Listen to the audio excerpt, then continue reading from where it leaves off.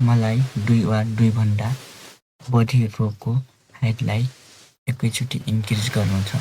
त्यसको लागि आफूले इन्क्रिज गर्न चाहेको रोहरूलाई सिलेक्ट गर्छु र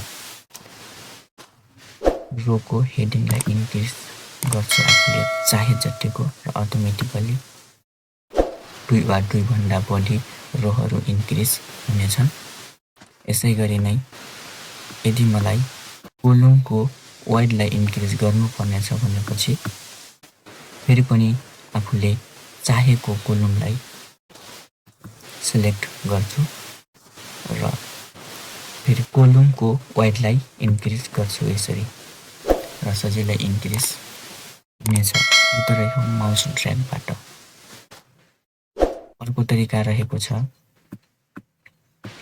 आफूले इन्क्रिज गर्न चाहेको रोहरूलाई सिलेक्ट गर्नुहोस् र होम ट्याबको फर्म्याट अप्सनमा जान्छु। त्यसपछि रो हाइट अप्सनमा जाउँ र टाइप गर्छु आफूले चाहेको रोको हाइट। मैले चाहिँ 20 राखेँ। यसरी पनि इन्क्रिज गर्न सकिन्छ।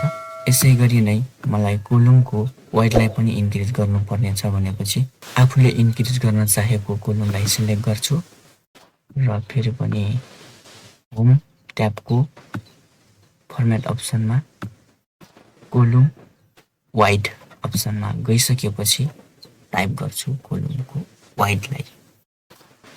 फेरि पनि 20 राखेँ र इन्टर हानिसकेपछि अटोमेटिकली इन्क्रिज हुनेछ। साथीहरू भिडियो कस्तो लाग्यो लाइक कमेन्ट सेयर। यदि च्यानलमा नयाँ हुनुहुन्छ भने च्यानललाई सब्स्क्राइब गर्न नभुल्नुहोला। धन्यवाद।